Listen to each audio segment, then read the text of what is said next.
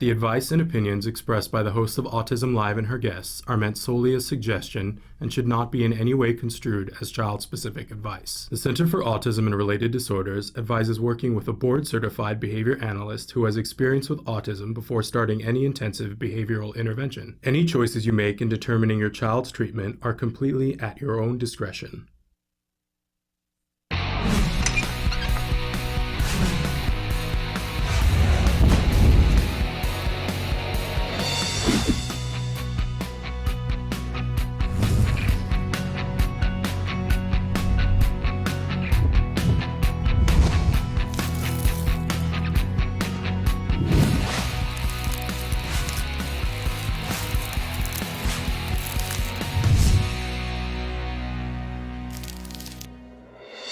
Good morning and welcome to Autism Live. I'm Shannon Penrod and we're webcasting to you live from the Center for Autism and Related Disorders headquarters in Tarzana, California. We are so thrilled to be back. We've been off for a little bit more than a week and excited to be back with you. I said this is like the big push to the end of the year. We got a lot of stuff that we want to get done here. I know you guys have a lot of stuff you want to get done, and hopefully together we hold hands and we do this together, right? So like to start off the show by having Kelby show you all the different ways that you can interact with us, because this show is meant to be interactive. We want you to participate. We want you to be a part of the conversation. While he's doing that, I'm going to remind you that our homepage is autism-live.com. When you go there, so many different things to do. I hope you check out the blog because there's a fabulous fall recipe on there featuring the coolest black bean organic pasta from Explore Asian. It's yummy to the extreme, and it's got a butternut squash cheesy sauce on it. Ooh, it's so good for Halloween. Anyway, so check that out on the blog, and if you scroll down a little bit in the blog, there's some meditations for if you're stressed out. There's other things. We've got a bunch more blogs in the work coming. I want to be better about that. And make sure you sign up for the free newsletter because we are moving into the holiday season. We are already making plans for our Festival of Toys, and we give a lot of things away, but you got to be signed up for the newsletter. So make sure that you do that. And of course, you can be watching the live show on that homepage as well. You just have to click on the little play button on the screen on the computer and it'll play the show. Or you can, there's a little playlist button up in the corner. You can click on that and see some of the shows that we've done in the past, which is really fun to do. But to the side of all that are the live features. And there's a couple of white boxes there. So you put your cursor in the one that says your question or comment and you start writing, you hit enter, and it shows up here on the screen. Yep, that's right. You're not logging in. You're not giving us your personal information. Nobody asked for a password or worse, a credit card, right? It's totally free. It's totally anonymous. But if you want us to get back to you, you can leave some sort of information, and I won't share that with the audience at home. When it does have personal, sometimes you'll see that I'll read a question and I don't put it up on the screen. That's because there's personal information in it and I just don't share it. And because we like for you to be able to maintain your anonymity. So I hope you'll participate. Tell us what's going on with you, what you want to talk about, even if it can be something about the experts that we have on the show, or it can be something that you have a question about that you want answered, or, you know, it could be something that you'd like to see us do later on in the show, because I got all those things going on. We love to talk to you, though. Right? So in any case, I always like to remind you at the start of the show that we do have lots of experts and wonderful, wonderful guests that are on the show, and I want you to get the benefit of having the ability to talk to them. But I do remind you that while I have many experts on the show, I am not one of them. I'm very 100% clear on that. I am not an expert in autism. I am a mom who is trudging this path and trying to learn as much as I can with you, holding hands with you. We figure this out together, keeping it real, right? Sometimes we have good days and sometimes we have bad days. You know, I feel like I've learned some things along the way, but I have so much more to learn. But I want to be a resource for you. My son was diagnosed with autism at the age of 2.5, and he is now almost 11 and a half. That's you know, he's still very young, but we've come a long way, baby, a long, long way. And I always remind you that we came a long way. I mean, yes, I fully admit that I got very, very lucky. But part of, somebody I know has a pillow that on it literally has stitched, the harder I worked, the luckier I got. I believe in that. We worked really hard, but we knew what to work hard at because, wait for it, we got good information. And it wasn't wasn't because I was even looking in the right place. That's where I really got lucky, is that I fell into getting the good information. And that has made all the difference, my friends. So I am desperately trying to pay back that karmic bank and make sure that you fall into good information. So if you're here, I think it's for a reason.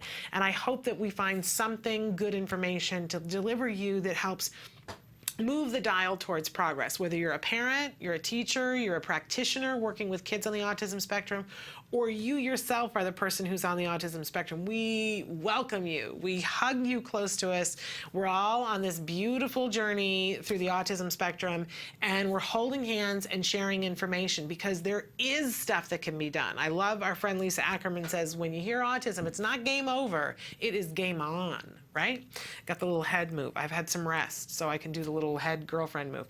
Anyway, okay, so that's my spiel for today. Don't confuse me with an expert, but please use me to get the information that you need for the things that are going to help you. I fully welcome you to do that. All right, we like to start every morning with something that we fondly refer to as the jargon of the day, the jargon du jour. And this is when we take on one word, one phrase, one acronym, and we try to make sense of it. We give you an actual definition, which is sometimes maddening, and then we give you a working definition, which sometimes makes our experts go, oh, that's not quite right. But you got to have a way in to begin to understand what this means, and more importantly, what it means in your life, in your day. How's this going to help me? Was always the question that I was asking. So, okay, our term for today is ASD. This is a term that you hear floated around a lot. It is the PC term right now to use when describing individuals on the autism spectrum. So what's the actual definition for it? ASD is autism spectrum disorder. It includes a diagnosis of PDD-NOS, autistic disorder, or Asperger's syndrome. Now, this is the old definition, but I left it the same way because the fact of the matter is that this moment in time, in 2014, we have a new diagnostic criteria for ASD, and it no longer includes diagnosing anybody with PDD-NOS, autistic disorder, or Asperger's syndrome. Those are old, before 2013, but the truth of the matter is that the way that they did this, they grandfathered people's old diagnoses in. So if you were diagnosed with Asperger's syndrome in 1994, you still have Asperger's syndrome. They're saying that determination still applies, but anybody who's been diagnosed in the last year, they will no longer get an Asperger. I don't understand why we're doing it that way, but I guess it does make a certain amount of sense. But we need to understand what all these terms mean. Now, if you go and get a diagnosis, if your child qualifies, or you're an adult, or you as an adult qualify, you're going to get told autism spectrum disorder. That includes everything that used to come under the heading of PDD-NOS, autistic disorder, or Asperger's syndrome. So that's our actual definition, our working definition: autism, PDD-NOS, or Asperger's syndrome. Basically, what we're talking about are people who, there are 3 areas of deficits, and maybe later on this week we'll go over what the new criteria is, but there are 3 areas of deficits, and one is communication. You have some level of communication deficit, and it's usually in the acquisition of and use of communication. But for people with Asperger's, that's slightly different. Second area of deficit is social, ability to recognize social things, ability to things like making eye contact, things that our society accepts within the norm, the social things. There is a deficit of being able to meet those norms. And then the third area is restrictive and repetitive behaviors. Those are the kinds of things that, it could be the rocking, the hand flapping, the lining cars up, having to go a certain way to work, not being able to do it in any other way. Now, it's important to recognize that of all those things that I just listed, it's very common for somebody to have a little bit of one, a little bit of another, but there are specific criteria that you have to meet in order for it to be classified as a disorder, an autism spectrum disorder. So I have some things where I'm unflexible. I don't know about the rest of you, but there are certain things that's got to be my way, and if it's not my way, it's the highway, right? It has to be a certain way, or I can't concentrate, I can't focus. Does that mean that I have ASD? No, because I'm a functioning adult, I'm working a job, it may cause an argument or two with my husband from time to time that he's like, why does it have to be that way? And I go, I don't know, but it has to be that way. Right? But, just humor me. It needs to be that way. So it's not disrupting my life. If it got to the point where that plus a bunch of other things together created enough of a deficit that I wasn't able to move through my life and be productive, then I might qualify for an autism spectrum disorder. And I think this is a place where we all get a little bit confused because there are kids who start out with a diagnosis of autism, PDD-NOS, Asperger's syndrome, or ASD, and their symptoms will improve through a lot of different therapies. Their symptoms will improve until they're at a point where it's not a disorder anymore. They're totally functioning, moving through the world.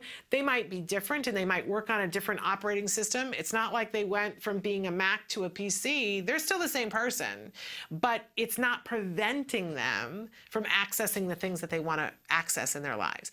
And then they don't qualify for a disorder anymore. I don't know what you want to call that. There are some people who call it recovery. There are some people who call it remission. There are some people who say it doesn't exist, but it does. I have seen it with my very own eyes, and it makes a certain amount of sense, right? Because there are a bunch of us who have different issues on that timeline, that spectrum of symptoms, but it's not a disorder. We don't qualify for a disorder. So it would make sense that if someone's symptoms got better, they wouldn't qualify for a disorder. I hope that makes a certain amount of, but ASD, this is what we're talking about. And at this moment in time, as far as I know, this is completely political. I've never heard anybody say, I'm offended by that. Don't refer to me as having ASD. I'm sure that will happen eventually, but there are people who get fatutzed if you say that they're autistic. There are people who get fatutzed if you say they have autism. There are people who get angry if you say they have Asperger's. There are people who get upset if you say Asperger's syndrome. It's very individual. So right now, at this moment in time, the PC thing to be able to say is this individual has ASD. And you can say that, and let me know if somebody gets angry, because they will eventually. But at this moment in time, it is the politically correct thing. All right, moving on. We always have a question for you. And boy, you guys are heating it up on Facebook about this question. And I asked this question because there's a very specific thing happening right now in a neighborhood. We want to know, do you think there should be signs available to be posted in neighborhoods that say autistic child, like the signs that currently alert motorists that there is a deaf child or a blind child in the neighborhood? So we're going to talk about this a little bit later on in the show. What do you think? I have some insight. I actually, a year and a half ago, I think it was a year and a half ago, maybe 2 years ago now, the first time I met Temple Grandin, I asked her about this. I said, what do you think about this? And it's very in the news right now because there is a couple who is petitioning to have a sign in their neighborhood that says autistic child. And Temple had some very interesting things to say about that. So waiting to hear what you guys say, and then I'll let you know what Temple said and kind of where my head is on it, because I think it's a pretty interesting question. And you guys are already writing in about it, but please, if you haven't already, weigh in on Facebook. Let's have the conversation about this. It's very interesting how people fall on this. Okay, we always have a topic for the week for you. And our topic this week, I really love this. It's also a sensitive topic, making accommodations. I love the whole idea about what's equal and what's justice. There's a cartoon that I saw not long ago that I wish I could find it, that showed kids standing on soapboxes to be able to see what was happening over a curtain. And it showed two kids standing on the same platform, and it said, this is what is equal. But one of the kids was tall enough, just by virtue of his genes, that he could see over the curtain. The other child, he was given equal boxes to stand on, but his body was too short, so he still cannot see what's happening over the curtain. And they demonstrated and said, this is what equality is, and this is what justice is. And they showed justice that the boxes were not equal, but they were both able to see. And I love for that to guide me as a parent, because there are times when I expect for people to make accommodations for my child. I just do. I don't expect for them to rearrange their entire lives, but I do expect for people to make accommodations. Perfect example, the other day while we were on our break, my son was on fall break, we went to a restaurant that I love to go to that usually they will take great pains to make things for us that are gluten-free, because my son is still gluten-free, as am I, and we are both dairy-free. And, it's always a thing when we go to the one that's not at home, and I went up to the little, the sneeze shield thing, and I say to the person, okay, I'm gonna need you to make 2 gluten-free things, which means I'm gonna need you to change gloves, and instead of passing it from person to person, I'm gonna ask you to be in charge of it the whole time. And this girl, she was like, okay, I'm on it. The girl next to her went, are you kidding me? And I'm the queen of sarcasm, and I said, I know, it must be so horrible for you that the next 5 minutes we're gonna slow up your lunch break. What were we thinking? I'm so sorry. This is horrifying for you, isn't it? And then, of course, she felt terrible. And I wanted her to feel terrible. Let's be honest about it, right? Because I know that for her, that's exactly what it was. It was 5 minutes during rush hour. And I know for her, she was thinking, why do people do this? If you're on a special diet, why don't you come when it's not rush hour? You have to deal with this for the next 5 minutes. My son and I have to deal with it probably for the rest of our lives, since it's an allergy issue that we're talking about. So let's check that out. You're gonna be uncomfortable for 5 minutes. Do you think you can bear it? Do you think you can live through it? I expect sometimes for people to make accommodations, but where's the line? Where's the line when we're asking the whole world to reinvent itself because we've got an issue? So we're going to talk about that, and we're going to talk about great ways that you can make accommodations that have justice, if not equality, because that's a really important thing. Ways that we make that work with our kids. Things that make sense and make it easier and aren't that hard. All right, so some of the different things that we have going on here on the show this morning. I don't know if you heard this news, but a wonderful, wonderful autism mom, while we were on the break, unfortunately lost her battle with breast cancer, and we need to pay tribute. I'm welling up already. I did not know her personally, but I knew of her, and she had an amazing story and amazing fortitude, and we're going to be talking about Melanie Baldwin. I will be honest with you, we had plans. Melanie was somebody who works for the Thinking Moms Revolution, a great organization, and we had Kim Spencer planned to be here with us via Skype, but she is in the middle of a monster storm, and minute by minute we're checking to see whether she needs to take cover for a tornado watch. So if we don't have Kim, we are still going to talk about Melanie and give you an opportunity to make a difference in her son who's on the autism spectrum's life. But maybe we'll have Kim. We just don't know yet. It's minute by minute because Mother Nature is weighing in as we speak. Okay, and then a little bit later this hour, we have the fabulous Julie Kornack. She is the policy analyst for the Center for Autism and Related Disorders. She's going to be here to talk with us about the TRICARE insurance changes. It was just in the news that they were about to make some changes, and they now have postponed some changes. I don't know about you, but I'm a little bit confused about whether this is a good thing or a bad thing. And I asked Julie if she would come in and clarify some things for us. And when she is on the show, which is going to be at 10:45, I want to key you into the fact that she's going to be referring to a document, and we've put it on our Facebook page.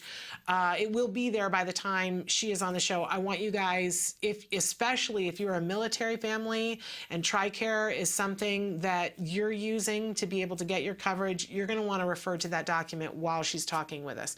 Then in the next hour, we've got Carrie Cochran is going to be with us. She is a photojournalist from the Cincinnati Enquirer who recently did a really amazing story about a man who was taking pictures of fashion pictures, fashion photographer, and decided to change that up for a brief period of time and take some pictures of individuals on the autism spectrum. Carrie was there to cover that day, and we want to talk with her about that. So all of that and ever so much more, but first we're going to take a break, so stick with us.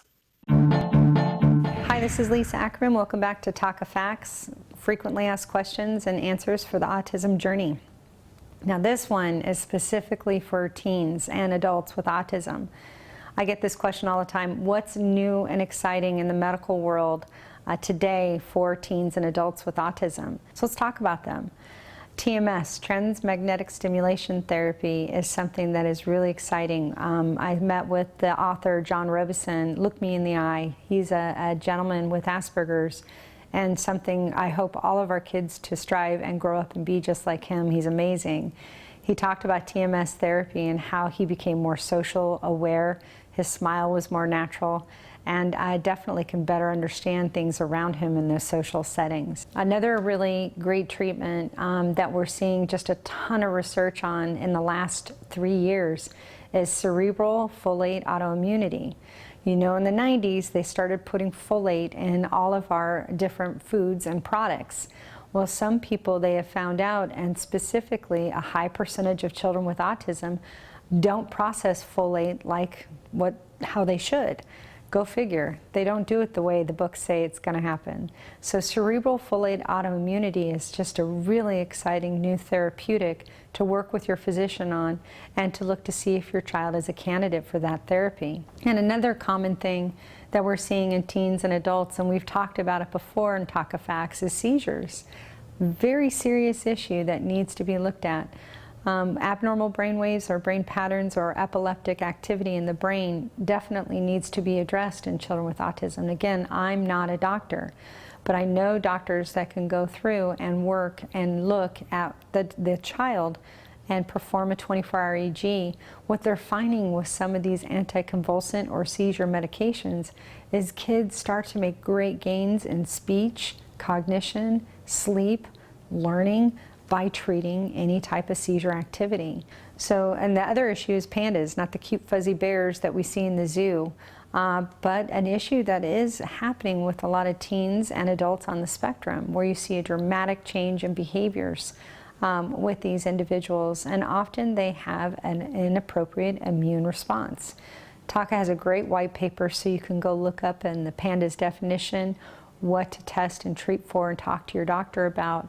But know that if you see an extreme swing in behavior with a child that goes from one place to a very negative place, we're seeing a lot of teens positively responding to treatments for pandas.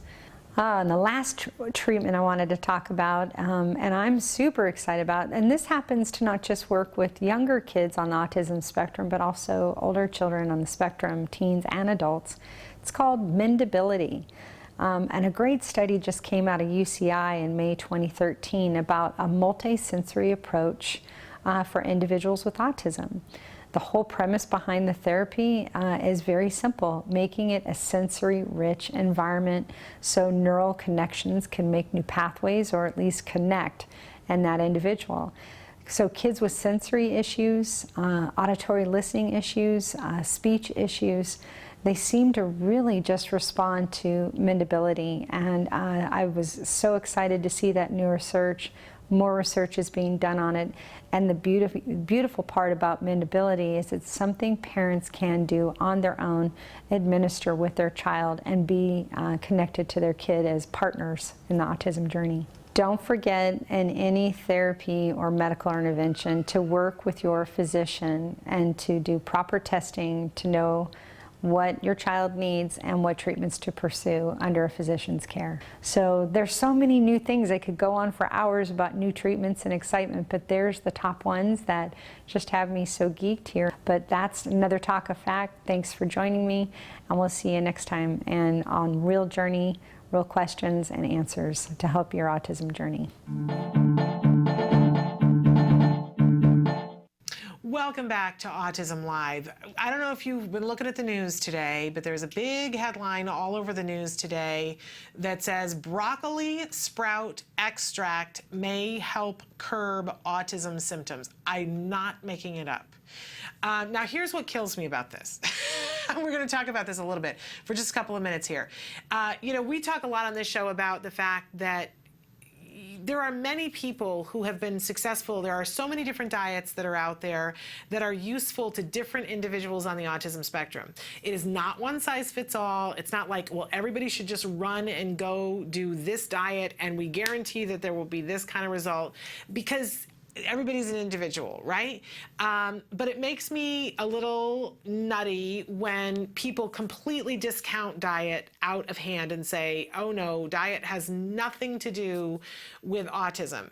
And I don't know that diet actually has anything to do with autism, but diet has everything to do with how we all feel minute to minute, right? I know that if I eat corn chips that are covered with salt, I'm gonna feel differently than if I sat down and ate a salad that wasn't smothered in salt. It's just, you know, and for some people, they're going to feel worse if they eat the salad. For other people, they're going to feel worse if they eat the corn chips. But you feel differently depending on what you eat, right? I mean, I think we can all agree to that. I love the example of when they say, well, you know, what you eat has no effect on how you think. Obviously, that isn't true, or a beer wouldn't affect you, right?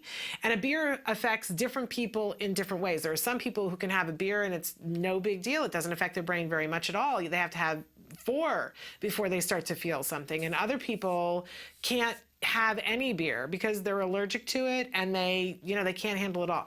So we have to leave room for the fact that what you put in your body has an effect on it, and it's different for everybody. So I find it nutty that we can't get mainstream press to talk about the fact that, you know, what you eat has an effect on you, which would affect how you're feeling if you have autism, but they can put the headline that broccoli sprouts may curb the autism symptoms. It's just a little funny to me.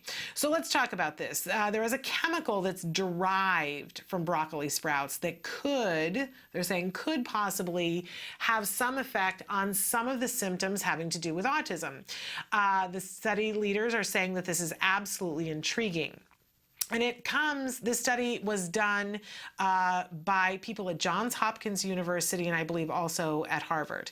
The study author, Dr. Paul Talele, is a professor of pharmacology and molecular sciences at Johns Hopkins Hospital. These are, you know, not small names to be throwing around. It's pretty impressive. He says if you tell people that you've treated autism with broccoli, they would say that is a very far-fetched idea.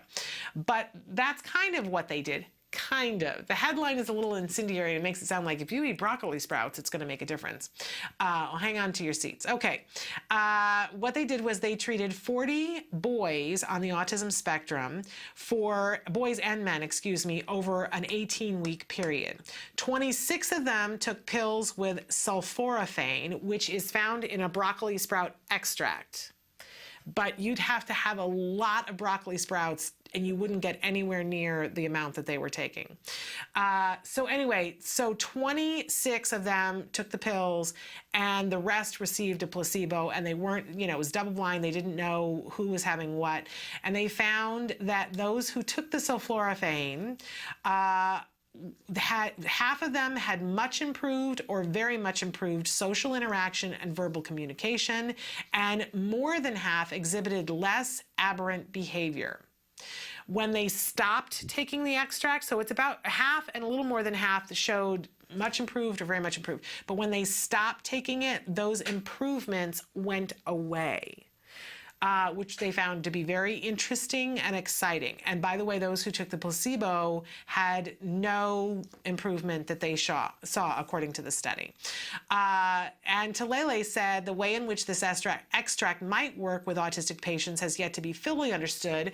But the reason why you think, well, why would they do this to begin with? Why were they looking at that? Well, they found that sulforaphane has some of the same characteristics to a body that a fever does. And many of us, myself included, have reported that when our children are getting sick, right at the beginning of getting sick, before they're really sick, when they've got a little bit of a fever, suddenly eye contact is there. Suddenly the ability to speak and not be hindered at all it's like a magic trick. I have seen it in my own house. And we hate it when my son gets sick, but there is a window of time that is precious to me always, because oh my gosh, he's like there, he's got the eye contact and we're having conversations. So this sulforaphane creates the same kind of scenarios in the brain without the fever. So this is why they were looking at it, and they were very encouraged by the results that they found. The doctor does caution, though, that this does not mean that we need to go and start feeding our kids full of broccoli sprouts. There's no way. It's not physically possible to get the amount that you would need from the broccoli. They are not prescribing it at this moment in time. I know I read this and I was like, well, I want to know more about this.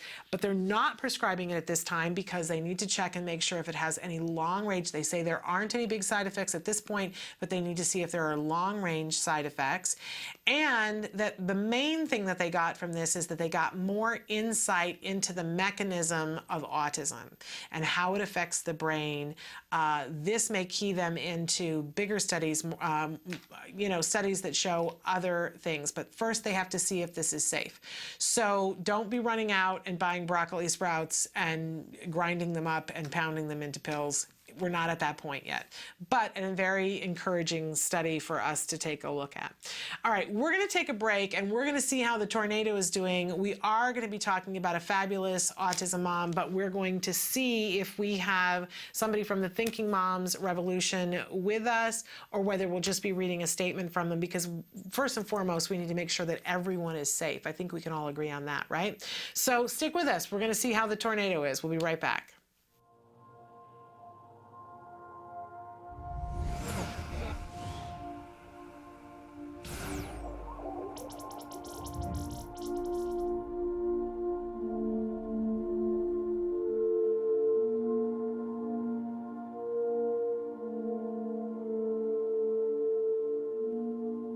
Riley has high-functioning autism, and I'd say I noticed somewhere between 9 months and a year. Looking back now, I can tell you everything. I mean, there was no pointing, there was no shared experiences, speech was not coming, the interactive play was not coming, those things weren't happening. You go to the pediatrician, they tell you, well, sometimes boys are slow or things might take a while to come along, but it still wasn't happening.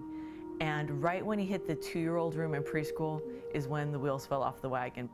That's when we got some intervention. That's when we figured out, how are we going to address this problem. The first thing I did was I got a mentor, because there's no book on what to do with your autistic child. I mean, there's many books, but each path is individual. So I got a mentor, a really nice woman named Marlene. She has a daughter with Asperger's, and she told me, go to a psychiatrist so you can have your child fully diagnosed and a rock-solid diagnosis that can't really be attacked. Call CARD and do whatever they tell you to do. That was probably the thing she talked about the most. Get in touch with CARD. She actually put me in touch with Evelyn from CARD, and calling CARD was like amazing, because I really felt like things were finally going to be okay. We were going to get the help we needed. We tried a number of different things before we could get into CARD, and you could really see the difference in the data keeping, really addressing what his issues were, whereas the other places we had been, it seemed pointless to me. We've talked about this, and I feel like we met a lot of really nice, well-intentioned people. Right. And then when we got to CARD, we met a lot of really nice people who could help us because they had the experience. It was ABA, which I think is the only way to go with your child if you're trying to overcome autism. And if you go to CARD, the people are so qualified and there's so much of a database on how to approach this. It's just like they come right in, and we started off with let's have Riley sit down for 2 seconds, because he couldn't even get that. And we worked on baby steps until now he's in 1st grade and he's working at grade level. So it just starts with baby steps and it keeps working on, because they have a way to approach every single problem, every single tantrum, every single thing you're going to come up with. They have a way to approach it and help you get through it. Yeah, I'm always amazed, like at our clinic, we'll be having a specific problem and how good they are, all of them, the therapists and your team leader, at coming up with a solution, something to try, and it almost always works. Whatever the particular behavior you're trying to deal with, they're really good at them. They know the answers. He likes a lot of stuff, I think, regular 7-year-olds like. He likes to swim. He loves to swim. He's a fish. Likes to ride a scooter, loves Toy Story, loves playing on the iPad. Loves Justin Bieber. Thought you all be mine. Good job, buddy. High five. High five. High five. Yeah. CARD's been good about encouraging us to do things that maybe wouldn't occur to us, like him learning to ride a bike was really them saying, hey, it's time, let's do this, and helping us do that so he can ride a bike. He's still working on the brakes a little bit, but you know, he can pedal a bike. We can go to Balboa Park and he'll ride happy as a clam along the bike path. If you think something's wrong, it's not about you. Don't bury your head in the sand. Go get help, because the help is out there to make your life and your child's life just so much better. And if you're lucky enough to get in with CARD, I can't even tell you what a difference it's made in our lives. From 4 years ago, just the quality of life we have, the quality of life Riley has, the progress he's made from being a child who wanted to stay in his room and play Toy Story and line up his Toy Story dolls all day, to a 1st grader who's working at grade level. It couldn't have happened without CARD intervention, without ABA, and without all the wonderful people we met there.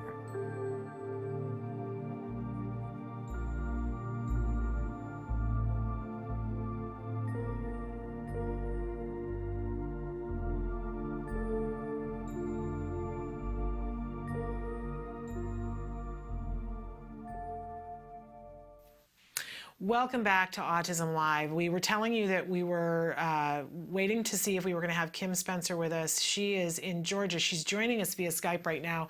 But we're cautionary statement to her and to everybody that they are in a storm, and we're waiting to see if at any moment she needs to take cover. She will leave us as abruptly as she needs to get her kids or to get to a safe area. But Kim, we're so grateful that you're able to be with us for a couple of minutes. And you are joining us from the Thinking Moms Revolution. We mentioned at the start of the show that the very sad news that we have to share with everybody. So first of all, Kim, I want to welcome you. Are you there?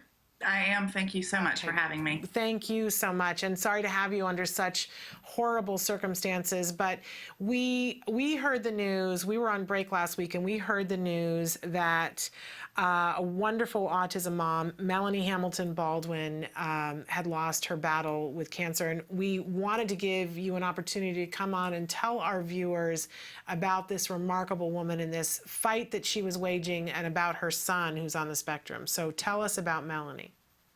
Well, I was fortunate enough to meet Melanie about 3 years ago online, as all the Thinking Moms met on Facebook using the same practitioner and sharing information about that. And through this group where we were sharing information about a practitioner, we decided we all needed to tell our stories and put them in a book. And about 24 of us got our chapters in on time, and that's how the Thinking Moms Revolution started. Melanie and the rest of us all did the book and each chapter under nicknames, and my nickname was Blaze. Don't ask me why. There's lots of reasons for each nickname, but then Melanie's nickname was Booty Kicker, because right before our group came together, Melanie had been already battling breast cancer, and at that point had beaten it. So she had kicked cancer in the booty, and she was excited and feeling good. And at that point, her son Luke was probably about 7 or 8. Melanie was a social worker by her career, but had at that point quit her job to stay home with Luke, who at this point, he's about 11 or 12. He is very severely affected, has very continuously been very self-injurious, and very much needing to stay at home with Melanie. So all these years, Melanie's been at home with Luke, watching after his sweet self, and we have continued to do more work for TMR, the Thinking Moms, after our book. Melanie was pretty shy and liked to keep to herself. Even just putting that chapter in the book was a little bit of a stretch for who Melanie was.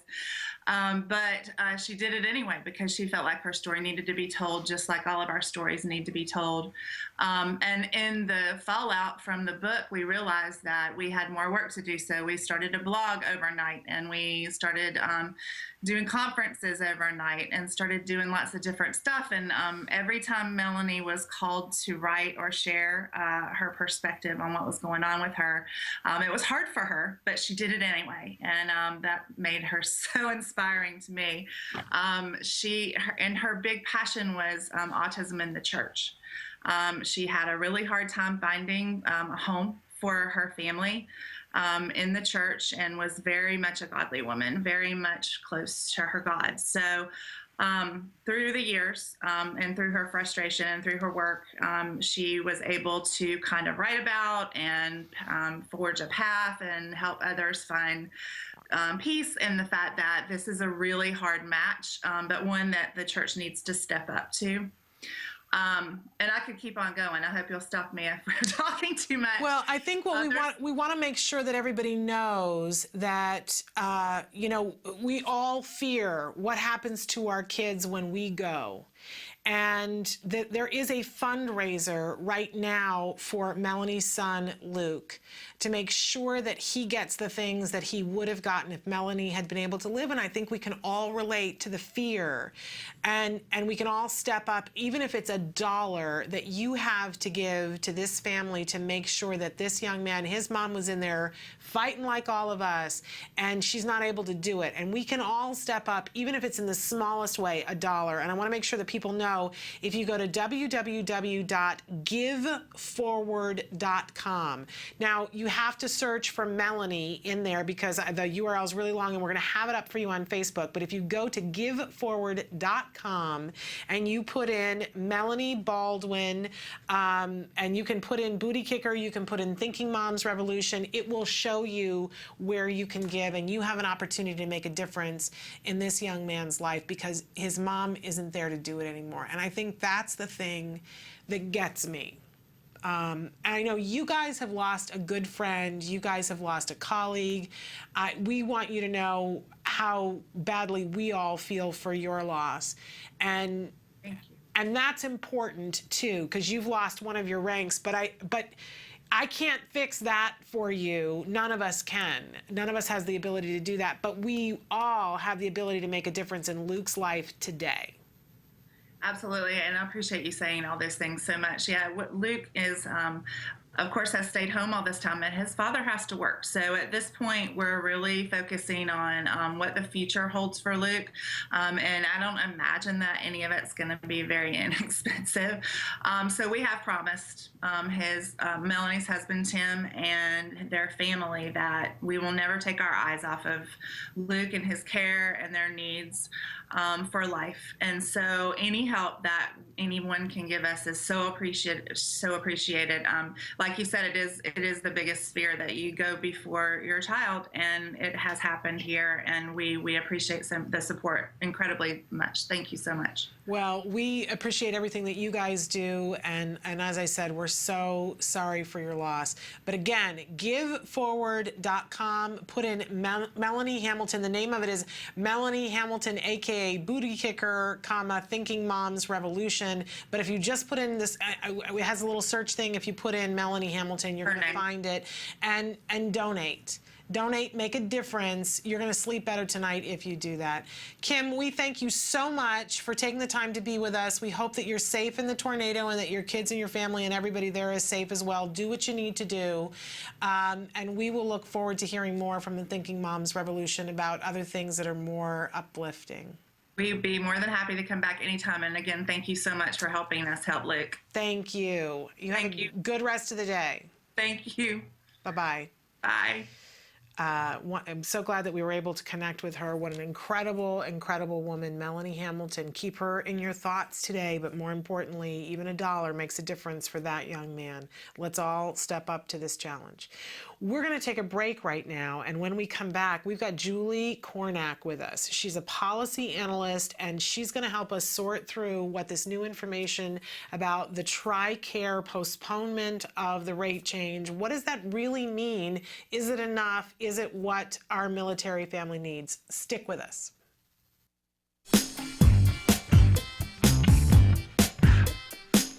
Hi, I'm Ryan with Autism Research Group. We study ways to improve the lives of kids with autism. One of those ways is teaching safety skills, such as what to do if they get lost.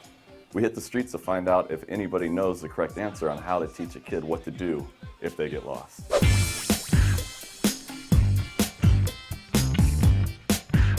You're teaching a child. What to do if they get lost. Yeah. You're trying to make them independent so they have the skills. Gotcha. Okay. Well, give them a compass. Code name's good idea. Centurion. We always have this whistle. Oh, I'd also tell the kid, don't get scared. It's all, you're gonna be all right, man. This is just the world. This is planet Earth. You're at home here. As long as you're on planet Earth, you're at home. As long as you're on planet Earth, you're home. This guy's a genius. With that flawless logic, he just solved our homeless problem. And as for the unique sounding whistle, although very cool, it'll probably only work if you're in close proximity. And a compass? I have her call me. Yeah, she doesn't have a phone. Parents are like, you're too young, you don't need a phone. Establish some sort of like meeting place. What if they can't find a meeting place? Because sometimes the kids get nervous when they get lost. Yeah. So like a backup plan, plan B. Yeah, I don't know. No, not really. Let them go and find a new kid or something. Yeah, I've got a different one. Yeah. There's not much you can do. There is stuff you can do. Right? That's right, there is stuff you can do. In 2012, myself, along with my colleagues, Dr. Jonathan Tarbox and Dr. Adele Nadowski, published a study in the Journal of Applied Behavior Analysis on teaching kids what to do when they get lost. The study demonstrated how 3 simple things, rules, role-playing, and praise, were effective in establishing these help-seeking behaviors. The benefit of this method is it doesn't require the child to have a cell phone or to have to locate a meeting place, which might be difficult if they're in a place like Disneyland. So once again, our method included rules, role-playing, and praise. Let's head back outside and learn about some of these rules. They should yell out loud. Can't find my mom, help me. Maybe yell out and scream for help. All right. Scream really loud. Right. And if that doesn't work, then, I don't know. well, they could seek help from someone. Find an adult. Yeah, go to a vendor, and say I'm lost. Find an adult, like a police officer or a fireman or an employee in the store, and tell them, and maybe they can help you contact your parent. It really is that simple. You don't need to get your kid a cell phone. You don't need to establish a meeting place that they might not be able to find when they're lost and panicking. And you definitely don't need to give them a compass. All your kid has to do is 3 things. First, yell mom or dad real loud. 2, if that doesn't work, find an employee. And then 3rd, tell the employee they're lost. If they can't locate an employee, then tell them to find a mother with children, because that's probably the safest person to approach. I'm not saying that most men are predators, but most predators are men. That is a fact. I've read it in a fortune cookie. All right, so you've gone over the rules with your kid, and you've quizzed them, and they're able to tell you the correct responses so they understand the rules. But is that enough? How do you know they're going to perform correctly in a real-world setting? You need to get out there and find out if they can actually do it. So you'd go over the rules and tell them, like, do this, do that, but how would you know if they actually knew what to do? If you wanted to shoot a basketball, and I just told you, oh, when you shoot a basketball, do this, this, and this. I never practiced. You never practiced, yeah, so it don't matter how many times we go over the rules or how well you can repeat them back to me. It's not going to change until you get on the court and practice. Maybe do like a little skit with them. Like a role play? Role play, yeah. Your child, you're lost in the toy aisle. Run around and climb through plastic tunnels that have the unmistakable scent of urine. and then play games, spending $20 to get a plastic little spider ring that they will eventually lose in a ball pit. The point is, you need to reward your child for correctly demonstrating what you've been teaching them. Okay, I'm gonna call her. Hello, your child. Ryan Oceans is missing. There you go. Woohoo! Yay! So you tested it out I'll in the try. store to make sure I knew it. I had the rules. Yes. We role played it, and you made sure I knew it. And then like you said, good job, and all that. Now we're good to go. We're good to go. All right. Done? High five right there. Yeah. So there you have it. Give your child the rules, get out there and practice, and reward your child for responding correctly. For more information, please visit us online at autismresearchgroup.org. I'm Ryan Bergstrom. Thanks for watching. Yes, ding, no. Yes, this woman wins the first. Yes, this woman. Yes, this woman wins the best. Yes, this woman wins the first place.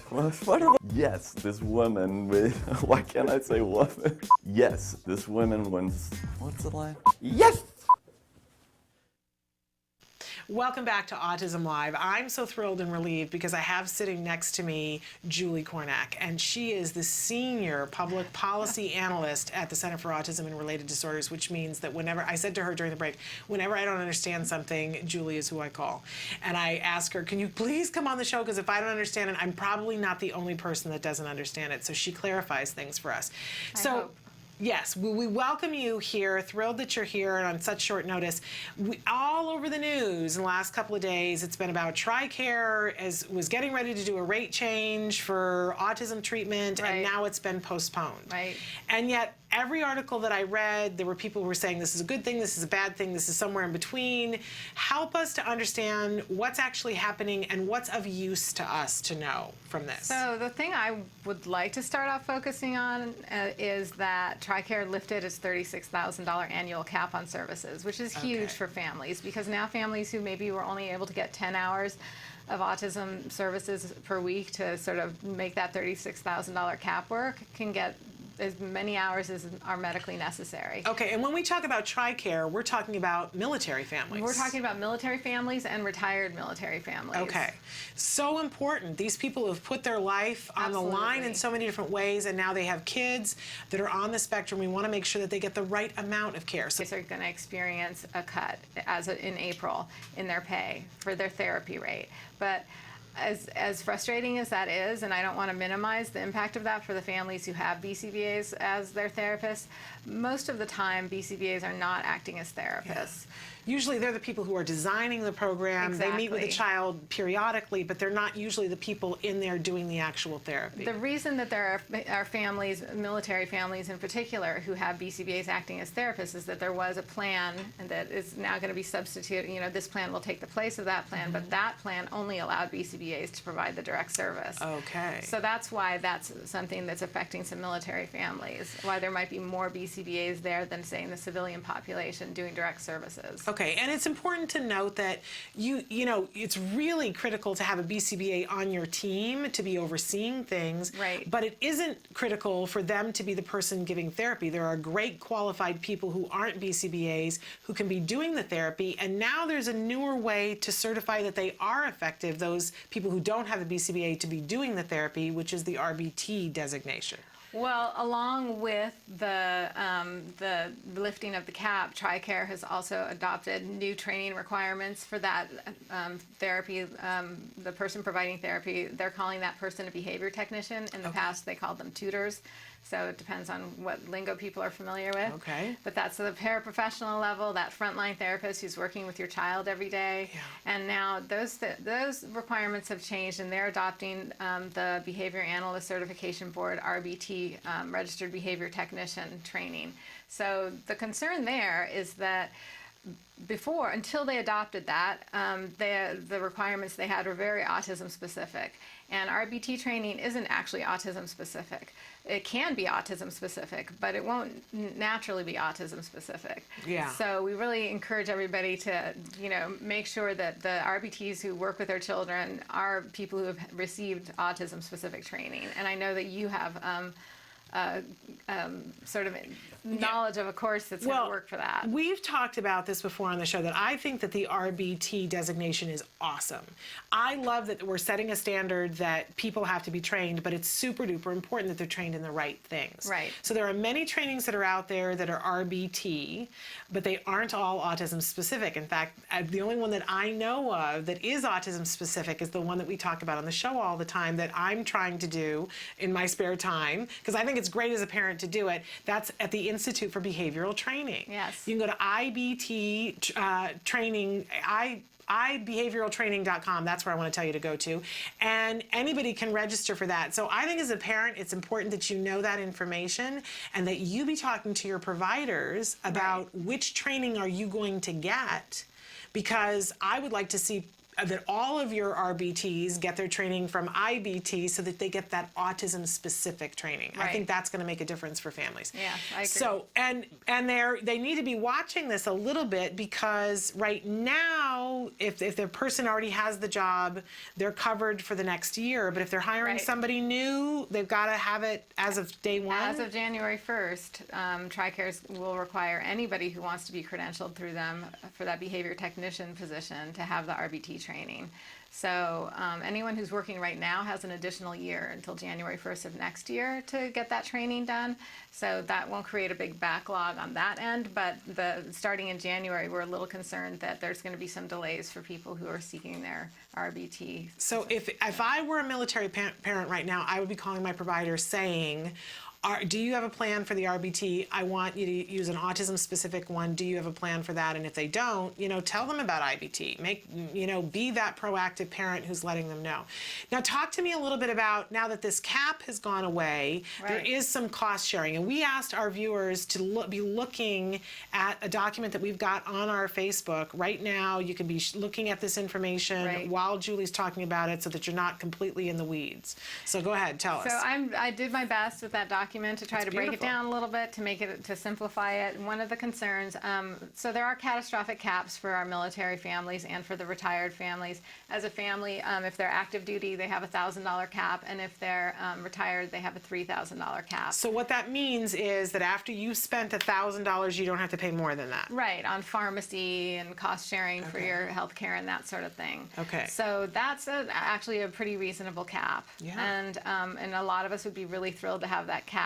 Yeah. One of the problems with the new policy is that the cost sharing that you do when you pay for a behavioral technician, who's that therapy person who you might see your child every day, that cost sharing doesn't contribute to the cap.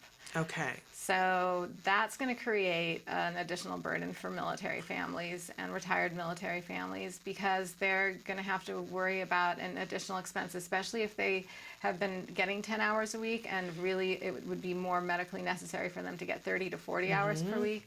That's going to be an additional cost sharing for them. Okay, but you have some suggestions for I what do. people can do because the one thing we don't want people to do is go, oh, well, then I just can't do it. That's not an option. Really, I agree 100%. Please do it. And we're going to figure out the other part of it, and we're going to help everybody figure that out. So one of the things is that most military families, shamefully, will qualify for Medicaid.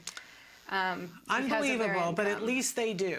Right. Let's focus on the good side of that. So we want them to take advantage of that. One of the problems is that when military families move, they have to start this qualification process all over again because it's state by state. But if you're stationed in a state, especially in California right now, and a couple of the other states, Louisiana and Florida, Washington, states where they've been providing ABA for autism treatment.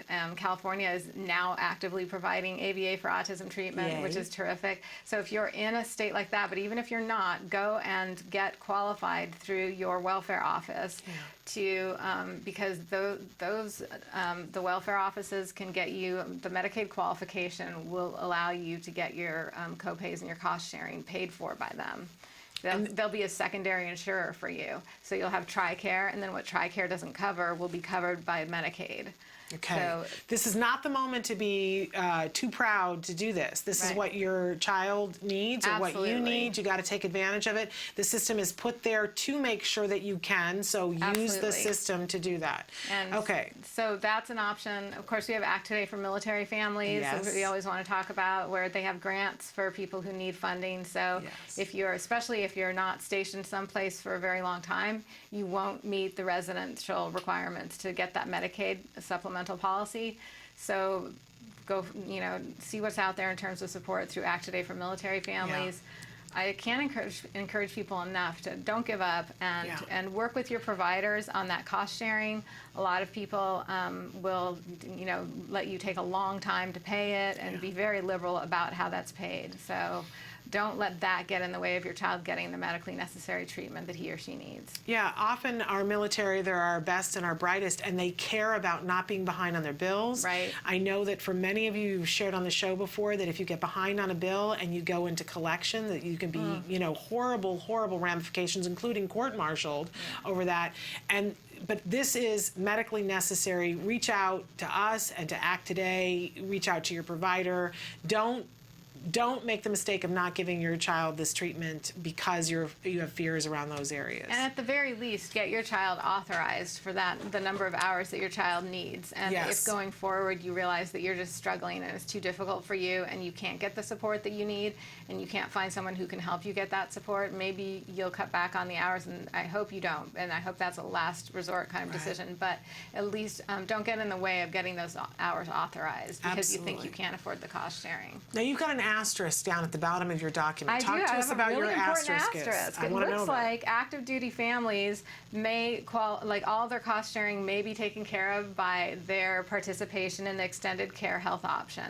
So that's on the website at TRICARE under the new policy, the comprehensive TRICARE policy that they're coming at, the comprehensive autism care demonstration as they're calling it, has a little asterisk for active duty families. Okay. So I'm hoping that asterisk doesn't go away on January 1st. The comprehensive autism care demonstration, they come up with these great names for us every time.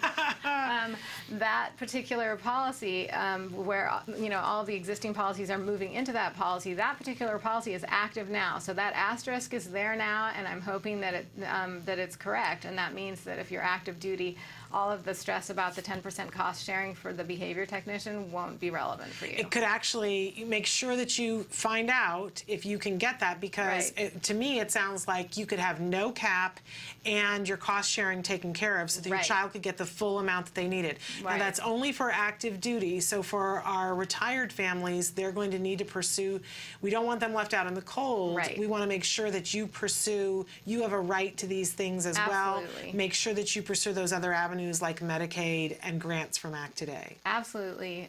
Please, as far as I'm concerned, every family should have access to the medically necessary services they need. The fact that we have all these barriers in the way, who's better at getting over a barrier than a military family? Yes, absolutely. So I'm sorry they have those in their way, but please don't give up, and please, take advantage of all the resources that are out there to support you.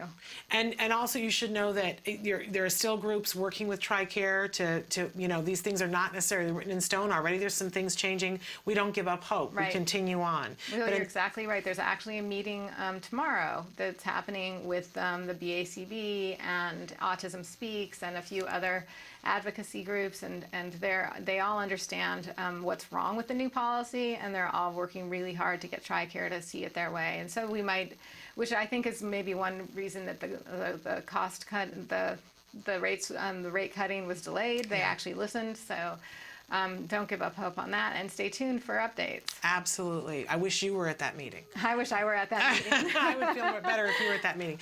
But in any case, we thank you for coming and shedding some light on that. If you guys have questions, even after we're done, write them in, and we'll make sure that we forward them on to Julie. But thank you for being here. Thanks for having me. All right. We're going to take a break now. We're a little bit late on the A word, but this was important stuff. So we're going to go to the A word, which is an ongoing documentary showing the difference when a child gets the right amount of quality ABA therapy. You'll see Jack Riley, who was diagnosed with autism at the age of 2, and he is getting that early intensive behavioral intervention, and you can see what a difference it's making in his life and in the life of his family. We'll be back after the A word. Sun's coming up.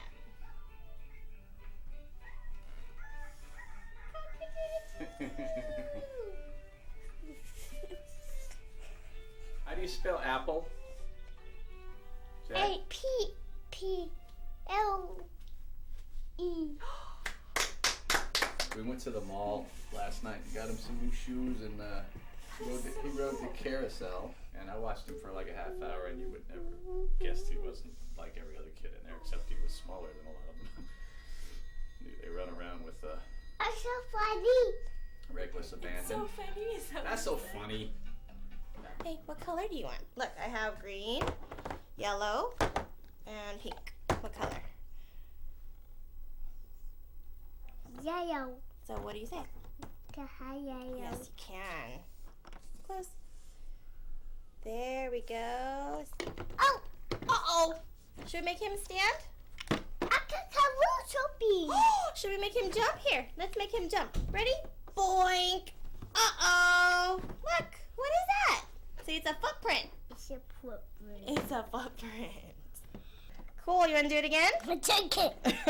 While Jessica and Jack Riley are playing with Play-Doh, they are working on his fine motor skills.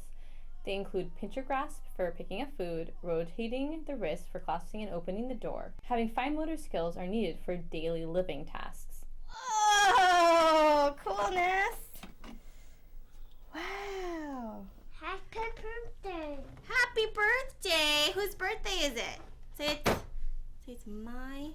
It's my birthday. Say birthday. Birthday. Say it's my birthday. It's my birthday. Yeah. How old are you? It's my. I'm 3. Yep. You're 3. Do this.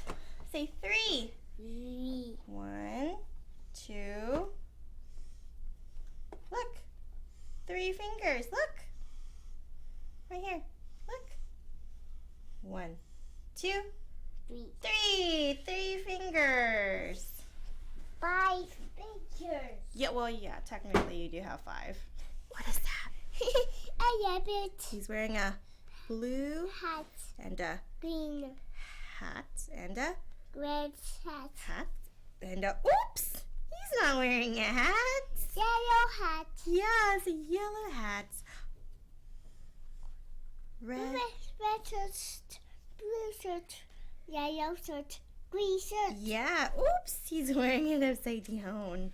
It's a hippo and dog. Good. It's a rabbit and frog. Good. It's a pig and cow. Very good. I have a question for you. Why is tacting important? Tacting is important because it helps with language and conversation too. When we first start off, we just have him identify labels. And then we move into frames, like adding article adjectives to it, like it's the dog. What is it? Say it's. Yeah, it's a chicken. And then now we're having him add 2 objects. So he has to say it's a blank and a blank. It's a pig and cow. Very good. And then we'll move on to like add adjectives in front of the words too. So like what he does already, he'll say like it's purple socks. It's a red shirt. Yellow suit, blue suit, red suit. Just to help expand his language skills a lot more. Let's go, Jack Riley. You want to copy Suzanne? That's hilarious. That's so funny. You guys are so funny. Look at you guys. Are we buddies? Are we twins? Here, give your hand. You guys are so funny. What are you doing, Jack? Are we sitting? Yeah. I think you are thirsty. Let's get you some water. So cute. You even brought the chair over and everything. Funny. Come on, let's get some milk, Jack. Say, come on, Suzanne. Okay, let's go. Too much laughing and giggling in here. Hi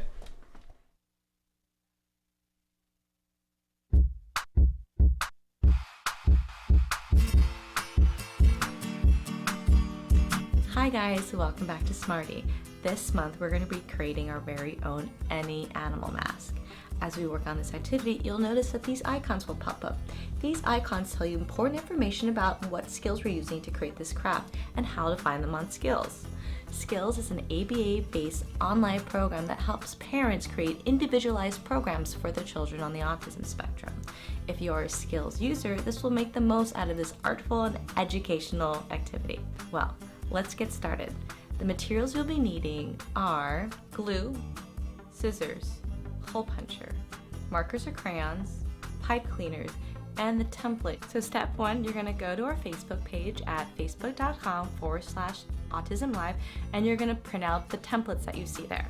Once your templates are printed out, then you're going to take your scissors and cut them all out. Now that you're finished cutting out all the templates, you're going to have several different shapes. This is because this will give you a variety of different features you can use to make different kinds of animals. So this is the fun part. You're going to take these templates and arrange them into any kind of animal you can think of. Use your imagination. There is no wrong answer. Once you figured out the animal that you're going to want to make, take out your glue and glue them onto the mask. Once that's been finished, then you're going to take your markers and crayons and decorate it, drawing in the features a little bit clearly and just making it as colorful as you'd like it to be. For the owl that I made, I had to cut out some more holes through it. Once your animal mask is done being decorated, you're going to use your hole puncher to make holes on the side so you can fasten it to your face. Then you're going to take your pipe cleaners, thread them through the holes, and then voila, your mask is ready to go. Well, I hope you enjoyed this activity with me. Until next time, guys, craft on.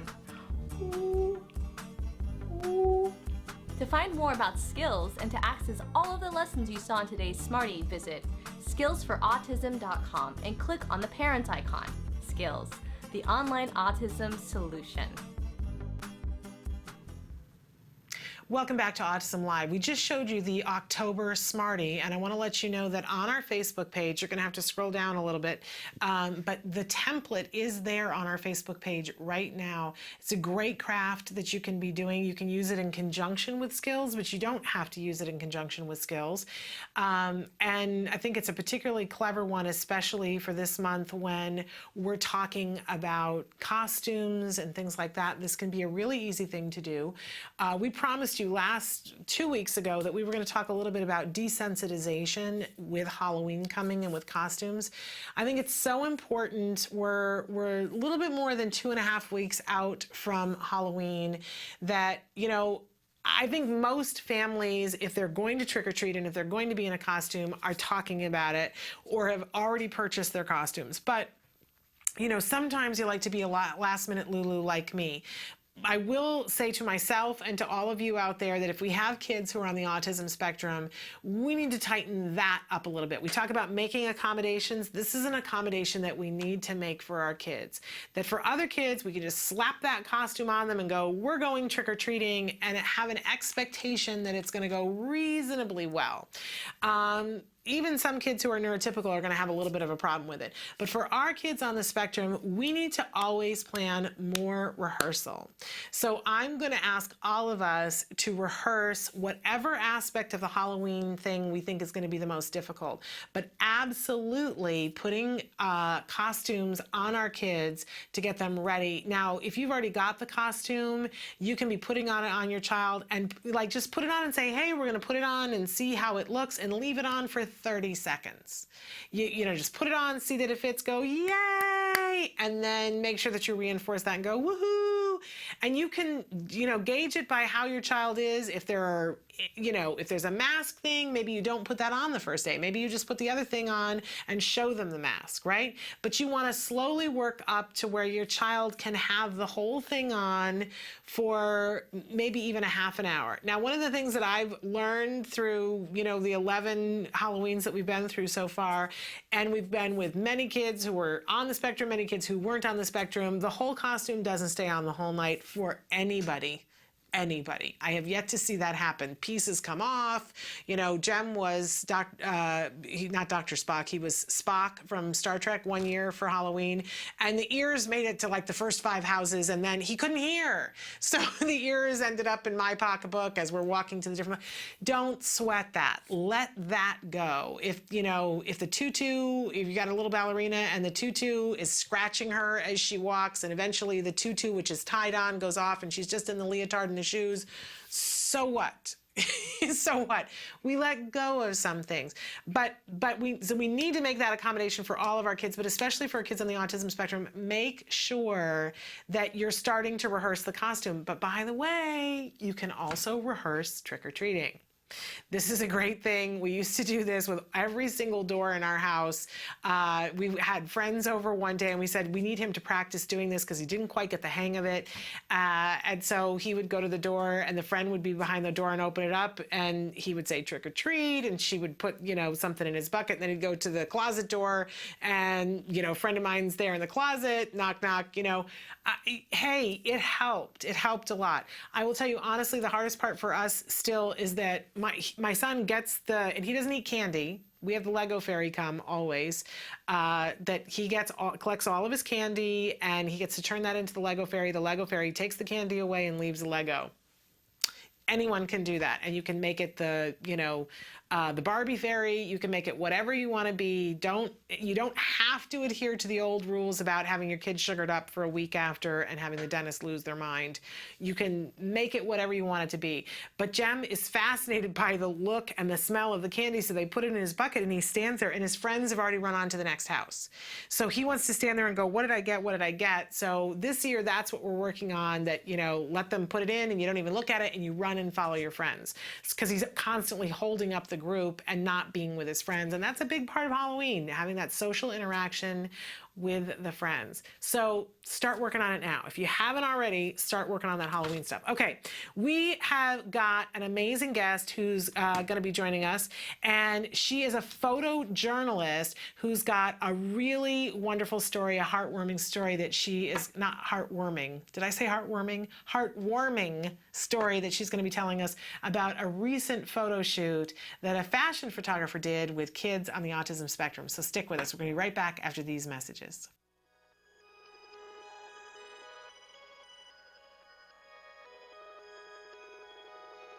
When Maddie was diagnosed, I'll be honest, I was very ignorant on what autism was. I knew that autism was basically something that hit boys at the age of 2 to 3. They shut down, and sometimes you think of the typical Rain Man movie. And with Maddie, she was doing all the same signs and symptoms of a typical child with autism spectrum disorder. Stand up. She didn't even acknowledge us coming into the room. She had barely any eye contact. She didn't interact with her sisters. She didn't really do anything. She just basically lined up her toys, and that was about it. We have a team of 7 volunteers, or 8 now. We have 8 volunteers, including my husband and I. And I'm the team leader, and so I do all the curriculum and get everything ready each week. Jana was downstairs until 11 o'clock at night working on curriculum, going through 2 different textbooks. And then we, as a group, meet on Monday nights, and we would go through what the curriculum was from Jana. And a lot of times we would go, well, how exactly do you do that? How do you sit her at the table and do this trial base? What Skills has done for us, it's taken that away from Jana trying to figure out the curriculum for one. She can go down, or even our laptop, and she can sit down, and through all these questions, it comes up with the different programs.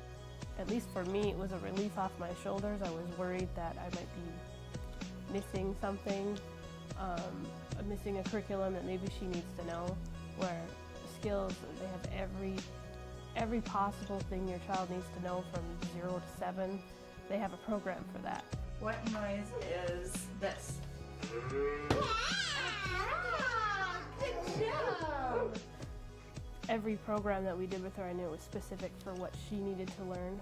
Because before Skills, it was a lot of, okay, well, is that really age appropriate for a 2-year-old? Because it's not generalized. It's anywhere from 0 to 7, this is what your child needs to know. In most manuals you'll find. But for this, okay, yep, she should be learning this. And no, she's not 4 yet. She doesn't need to know that yet. We are so fortunate that Jana was able to attend a conference put on by CARD that opened the door for skills, and that there's no looking back for us. We started using the program in November, and it seemed like by January something just clicked, and she has completely kind of came out of her fog that she was in for quite a while. I have never read a documented case on any child that has not benefited anything from applied behavior analysis, and now with this new skills and being, like the E version of ABA, I can't imagine it doing anything harmful to their child. It's nothing but exponential growth for us. To see her now, it just blows us away. I mean, we call her our little miracle child because in 7 months' time, she's just blossomed into this normal, functioning child, and suddenly, we joke about it all the time, like suddenly we have twins. If you're even thinking about doing it, do it. Because the absolute worst thing you could do is do nothing at all. And even if you use this program and it's just a single mom or a single dad working in the evenings with their child, this program is going to benefit them. It's going to show you where they are, it's going to show you where they need to go, and it's going to show you what skills and how to get there. It is an online book on how to help recover your child.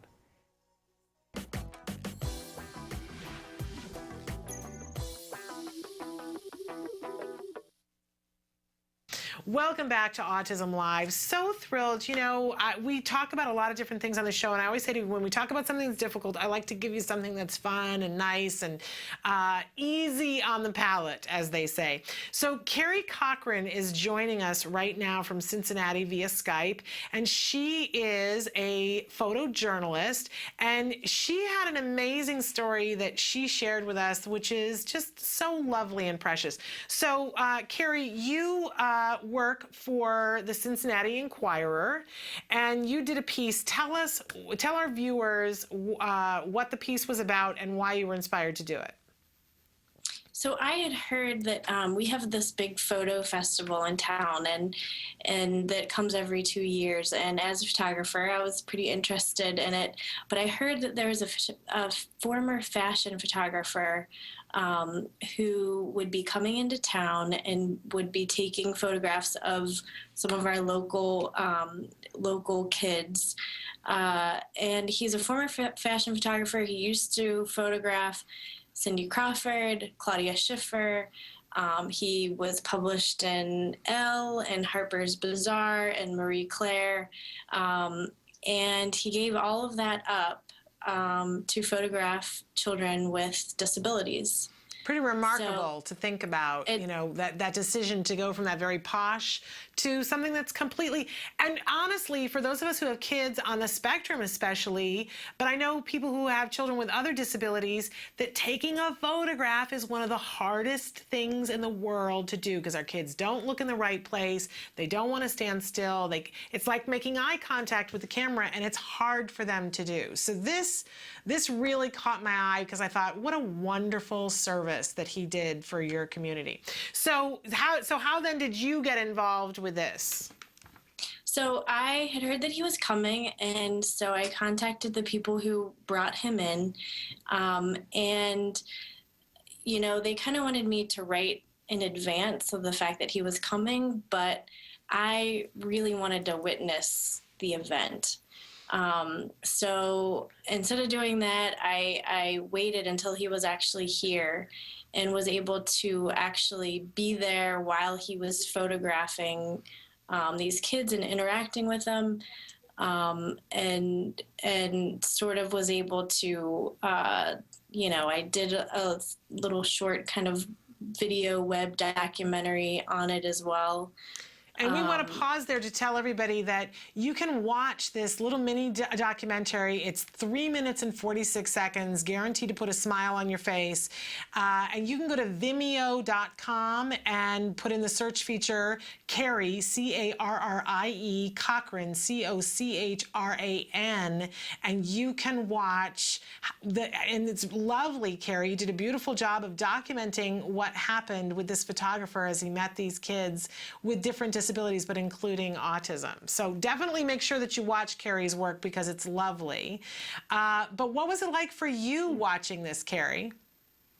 Well, as a photographer, I was particularly interested.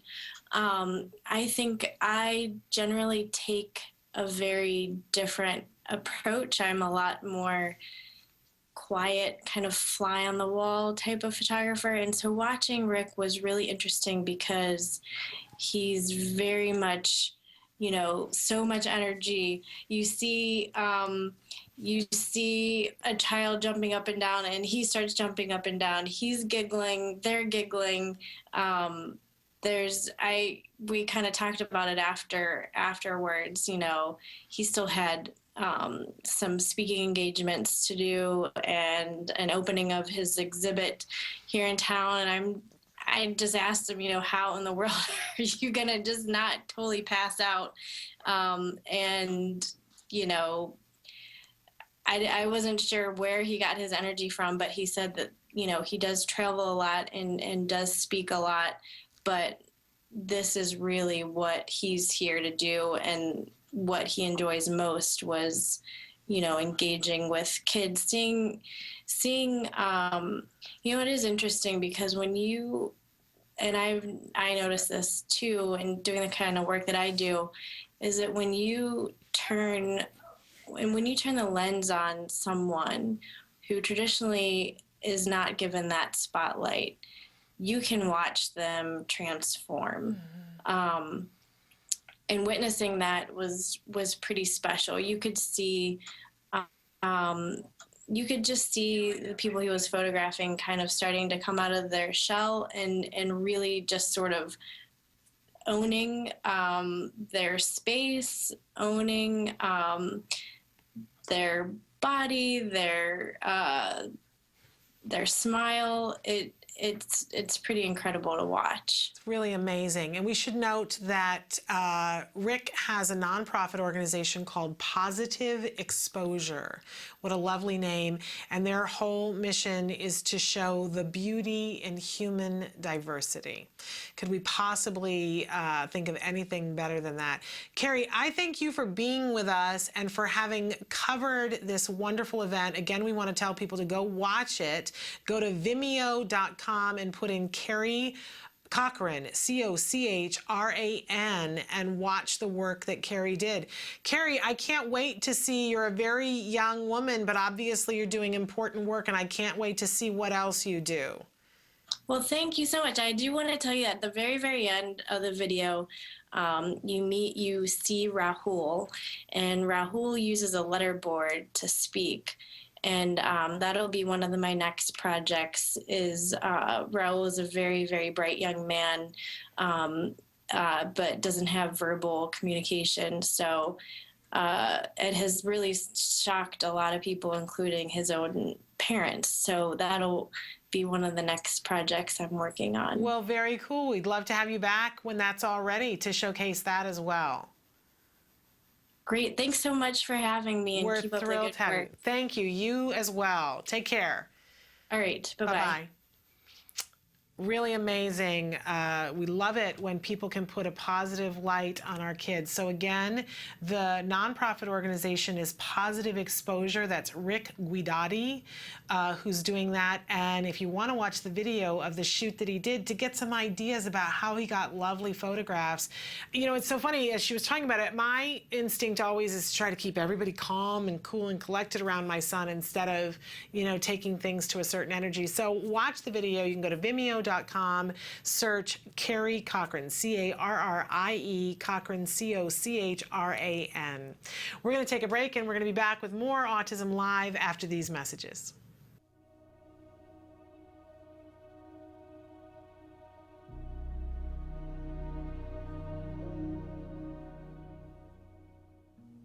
Hello, activists. I've been sharing with you my 10 steps of empowerment for parents of children with autism. Now I'd like to share with you something that I read when my spirits get down from time to time. It's called Anyway.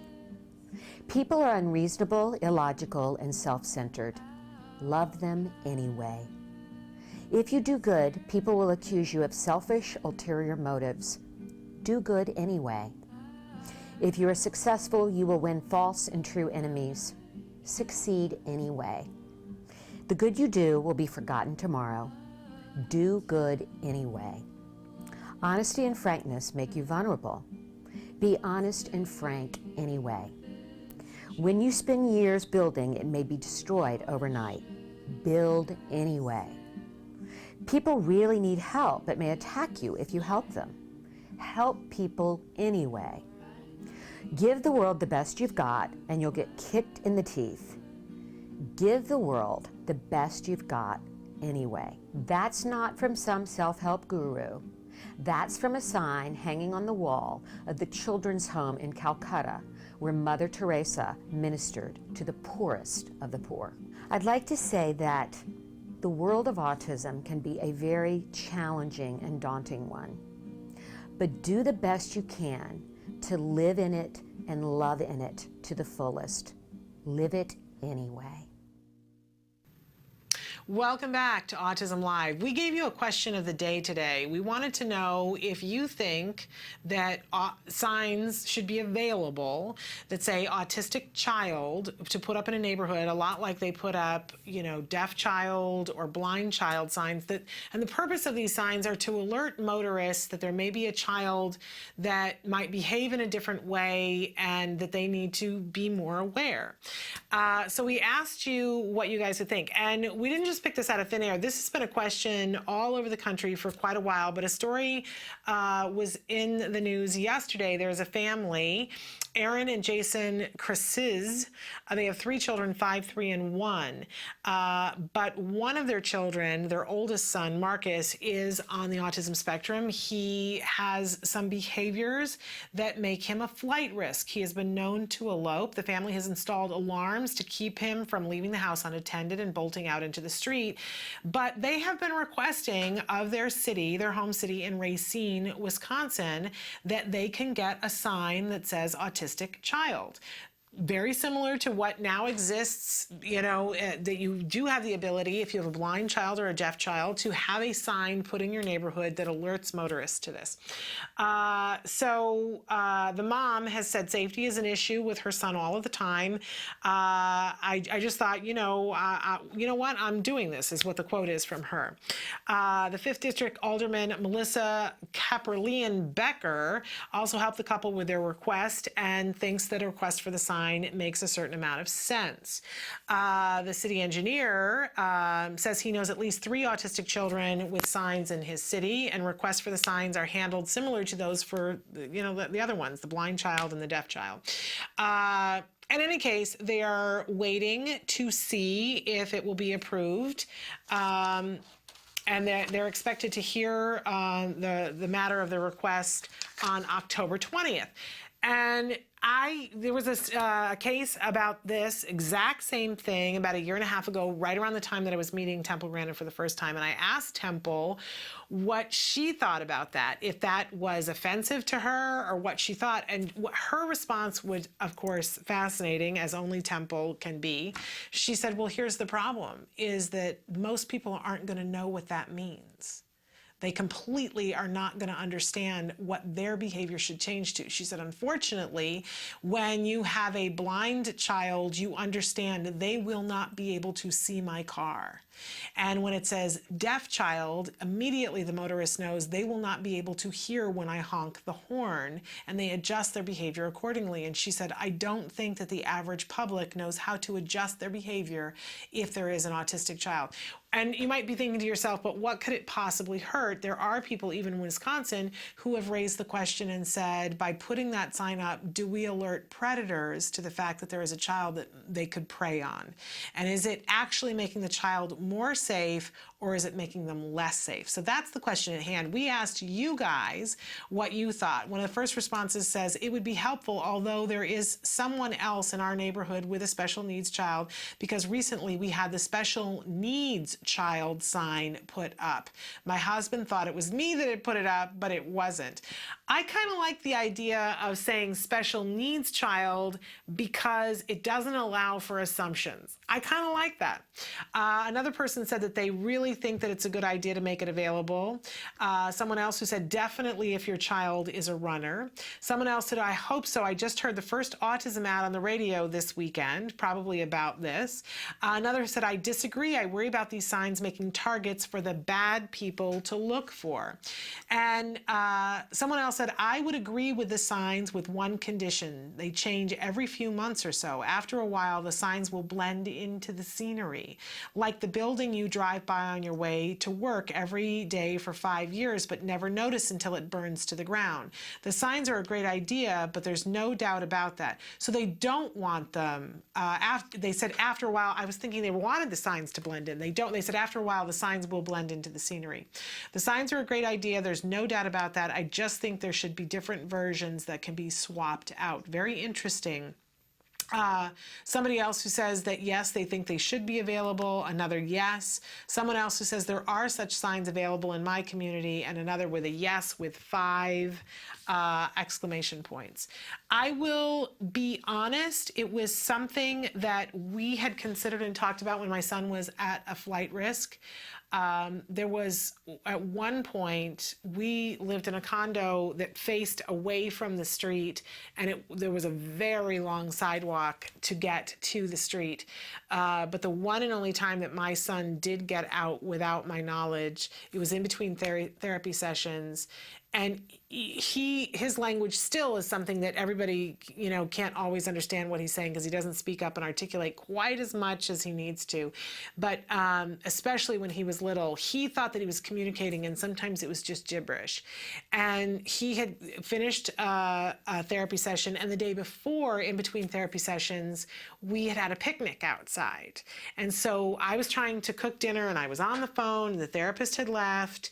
And we always had a series of hotel locks that we put on the door that he couldn't quite reach, but I hadn't checked lately, and he was a little bit taller, and I'd locked the door and put the hotel lock on, and he had come to me and said, what? And I heard picnic, and I thought, oh, he wants to go on a picnic again, and I said yes, but I was on the phone. I said, yeah, we'll go on a picnic. Completely forgetting that I was talking to a child with autism who just got told yes, right? And so I'm, turning the chicken nuggets in the pan that I'm frying and talking to the friend and just yappity. And I saw him go and get his little poo hut that was just a little tent that he just popped it and it became a little hut that was a poo hut, Winnie the Pooh hut. And I saw him go and get that, and I thought, oh, isn't that cute? He's getting ready, and I'm just chatting, and finishing up the chicken nuggets. I'm going to pack everything up so that we can go. And I heard the faintest noise that you know how you hear something and you don't quite get it, and I'm still talking, and I went, hold on a second. That was not a noise that goes with this moment. And I put the phone down, and I ran, and he was already almost to the street. And literally it was like in the breath of a heartbeat, that's when that happened. And because and I don't know that he was going to go to the street. He was somebody who he never walked, he ran. And we had set the poo hut up the previous day about halfway between where the front of our condo was and the street. So maybe he would have stopped, and I was screaming as I ran after him. And I will tell you that having the little poo hut with him slowed him down. It's the only reason why I caught him for sure. But if you have experienced that kind of thing, and we lived in a very, very residential, tons of condos on this very busy street, and people would just fly by, which always worried me. But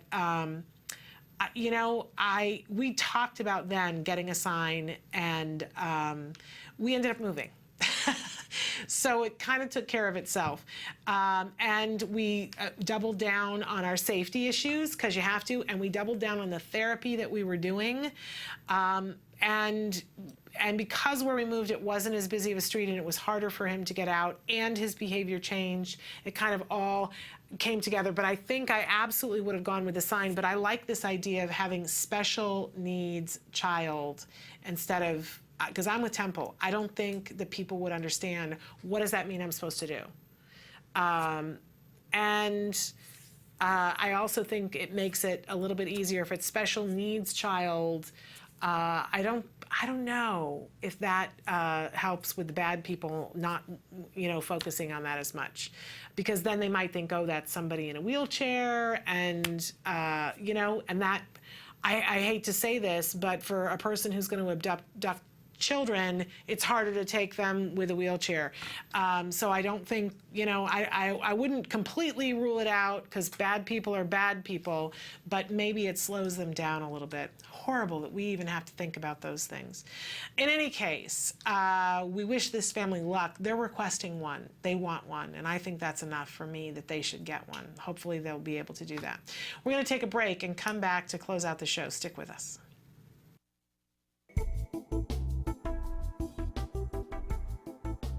Skills is an online program that provides assessment, curriculum, positive behavior support planning for challenging behavior, and progress tracking, and it does this all in one place. The Skills Assessment and Curriculum addresses 8 areas of development, which even includes advanced higher level areas such as executive functions and cognition, which pretty much makes Skills the only ABA-based set of curricula for teaching more complex skills, things like problem solving, planning, self-management, perspective taking, and even inferring and predicting others' private events. Skills is a 4-step system. Step 1 is to add the child to your account. Step 2 is to start assessment. The Skills Assessment is the only ABA-based assessment with psychometric research demonstrating the language subscale to have excellent reliability. Every area of human functioning and typical child development from infancy to adolescence was researched, making the Skills Assessment the most comprehensive of its kind in the world, and we're quite proud of that. Skills is easy to use. Simply click Start Assessment and begin answering questions. Or simply type in a keyword, find specific activities to assess, and add activities to treatment. Step 3. Choose activities. Once you've completed the assessment, Skills selects from a pool of 4,000 activities categorized by age, level, and skill type to provide you with exactly those activities each child needs. Start by choosing a curriculum, then a lesson, and finally an activity. Click the information icon to view prerequisites, ages in which targets develop, examples, and IEP goals. Click the video icon to watch a short video. Once you've identified an activity you want to teach, adding activities to treatment is a snap. Step 4. Start treatment. Here you can access customizable activity lesson details, add your own customized targets and exemplars, and edit an activity status such as introducing or mastering it. You can even print handouts such as worksheets, tracking forms, visual aids, and other materials. Skills also offers multiple progress charts mapping curriculum progress, lesson progress, and cumulative number of activities and targets mastered over time. The Skills language curriculum is categorized by verbal behavior type so that users can identify progress for verbal operants, such as echoics, mans, tax, and interverbals. Skills is one of the only programs that provides the ability to write behavior intervention plans, or BIPs, for challenging behavior. With just a few clicks, the outline of the behavior intervention plan is written for you and ready to be printed and implemented. You can learn more about Skills today and get started by visiting us at www.skillsforautism.com, or you can call us at 877-975-4559. Skills. Progress starts here.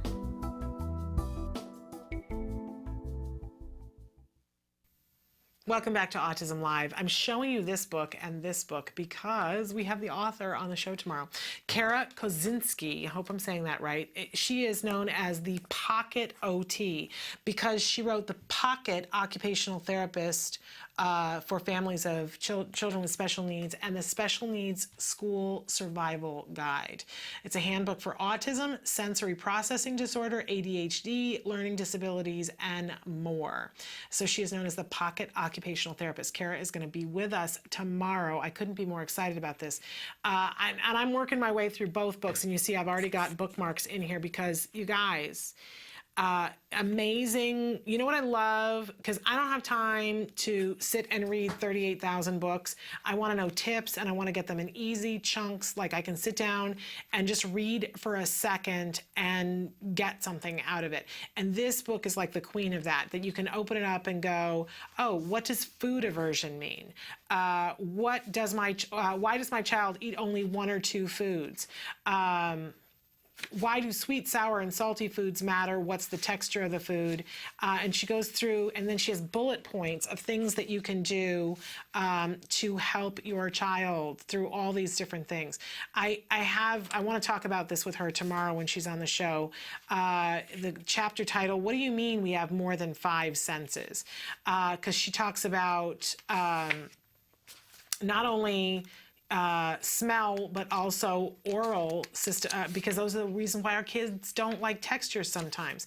And then she talks about proprioceptive. That's the word that I can never remember, but about how important it is and how sometimes our kids are dealing with sensory issues because of their proprioceptive system and their vestibular system. Oh my goodness.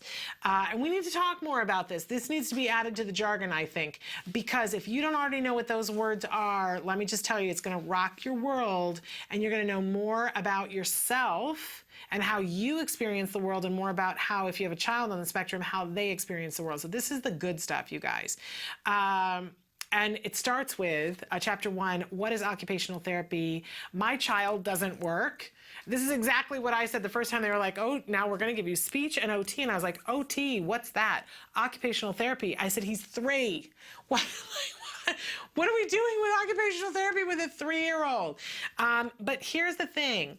If you get a good occupational therapist, you can make great leaps and bounds in so many areas, because they're dealing with the kinds of things that are preventing your child from accessing the things you want your child to access, or you to be able to access. You get an OT who doesn't know what they're doing, and it's just frustrating. It's just absolutely frustrating. I always laugh that I had one OT very early on who I said to her, what kinds of things can I be working on at home? And she said to me in complete straight face, she said, well, I think with your child, it would be important to get one of those slings that you suspend from your ceiling, make sure that it's got long enough that it has a spring, and put him in that and hang him upside down and spin him every day. And I said, I'm sorry, did you just say my child's a bat? Is that what you just said to me? What are you talking about, right? And not that that wasn't a bad thing. And eventually we did do a thing where we would spin him on a daily basis. And if you guys haven't heard of the astronaut training program for some of our kids, that's what it's called, because they spin them in different directions. But we didn't hang him upside down to do that. But we did utilize for his sensory diet that hanging him upside down sometimes straightened him back out, and spinning him in a chair helped him to focus and be able to use his language skills because of his vestibular system. We're going to talk about that tomorrow. I've piqued your interest now, haven't I? And then special needs guide, special needs school survival guide. This is for all of our kids. We're talking this week about making accommodations, and this is a Bible for that. I just opened it up and it says, how do I teach cursive? Special consideration for children who are left-handed. All these different things, and it's chock full of websites and references. You're going to love her. So Kara's going to be on the show tomorrow. You can be writing in your OT questions. She's on during Let's Talk Autism with Shannon and Nancy. And then earlier in the show, we're going to have Dr. Doreen Grandpichet. You guys have already started writing in questions. And I'm saving them for Dr. Grandpichet. I know one person wrote in and said, thanks for this show. I really enjoy it. I have a question that we could all discuss just as moms and dads, or that could be fodder for one of the weekly experts. Either way, how often do you do private testing, and what kinds of testing? Speech, neuropsych, etc. I feel like my son is doing rather well, but at the same time, I live with a lingering fear that I am missing or going to miss the boat on something he needs. I will give you my answer to that right now, and then hopefully if we have time tomorrow, we'll have Dr. Grandpichet weigh in. When we first started at CARD, our son had been tested. First he was tested. We took him to a private, through our insurance, through our health care, through Kaiser, actually, we had him diagnosed.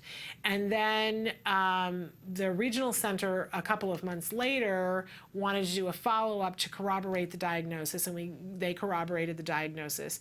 And then we started our services with CARD, who then did, it was like we had the testing, then 6 months later, and then 6 months later again, we had the testing, and that became our baseline testing, and we would get testing once a year. And we tried to keep it pretty close to the once a year. You really don't want to be doing a lot of testing within a year because it can invalidate your test results. Because there are a certain number of tests, and you don't want to give any individual the same test, because then you're testing, you might be testing their memory. So each time that they get tests, they have to get a different test, and that changes by year, calendar year of their birth. So if you are going to test within a year, you should notify the person who's doing the testing what tests were done when. I think it's really important to keep a binder or keep a place on your computer. If you're more tech savvy, it's better if you don't use the paper, but I couldn't always do that. That's a folder that you have everything. You can even do it on your phone now. So if you take your child in for testing, mark down in your notes the date and ask them which tests are you doing, and make a note of it. Because, for instance, when you're in school, the school is going to have to do a triannual, every 3 years testing, to see if your child still qualifies for services and to validate what services they're providing to you. And they need to know which testing you've had done someplace else, because they should not do the same test. So if one person does the WIPSI, then another person can't do the WIPSI, they need to do the NIPSI. And believe me, and those are real names of tests. And they're crazy making for people who don't, like me and maybe you, that don't know what they are. So just make a note of it on your phone or on, a piece of paper that keeping in your wallet. So when the school says, hey, we're going to do testing, you pull it out and say, well, 3 months ago, we did the Vineland, and we did the NIPSI, and we did this, and we did the Wexler, and so they know that those are off the table, that you can, it's up to you if you want to share the results of those tests with them.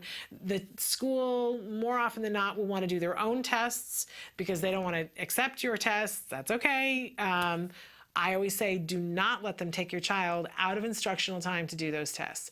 And schools hate me for saying that. But I think it's really important that your child not miss instructional time to do tests that build their case. If you're taking your child out to go get your private testing, that's your business whether you take them out of school, but don't let the school take your child out of class. That's my word on that. And they will hate me now until the edge of eternity. But anyway, so that's my advice, once a year, and you should have as many tests as you can afford to have, because tests show you, especially if they're yearly, they show you where you're making progress, where you're not making progress, where you want to focus your energy, where you want to hone in, what strengths you want to build on, what deficits you want to shore up. So as many as you can afford is really the thing. And they're expensive. So that's going to be a choice that you're going to have to make. But super duper important to get that testing on a semi-regular basis. But we'll ask Dr. Doreen if we have time too. Calby, do we have time for a quick break, or are we flat on through? We've got time for a quick break. So we're going to take a quick break and be back with more after these messages. What is autism? What is autism? What is autism? What is autism? What is autism? I've been asking myself that for a very, very long time. Let me think about that one. Trying to just Jeez. Let me think. Oh man, that's a big one. Yes. Autism is a neurological disorder that affects many of our kids in different ways. It's a learning disability that affects the cognitive functions of the brain. A lot of people have the misconception that it's a disability, and it's really not. I look at it as like a special gift. When one person thinks differently from another. It's an opportunity for everyone to learn to understand someone that's a little different than them. Autism is the ability to educate. They're given so much talent in different areas. To me, autism means a chance to be with and be around people you really care about. Autism is beautiful. It's a way of seeing the world differently. It's always unique, totally intelligent, and sometimes mysterious. Happiness that comes out of my son's hard work. It's a movement. Unpredictable. That's right. Awesome. Love. The field I want to work in. Laughter, fun, joy. Autism is beautiful to me. I want you to remember these 3 words. There is hope.